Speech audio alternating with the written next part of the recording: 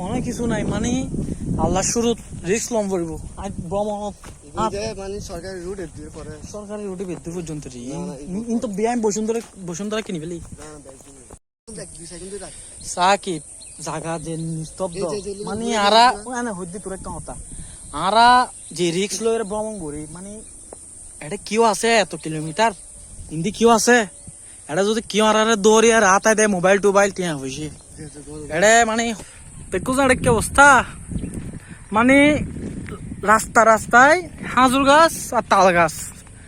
চা কতগুলো হাজুর ধরছি চা নইলে 20-30 হাজার গাছ লুকি বেগুন ফল ধর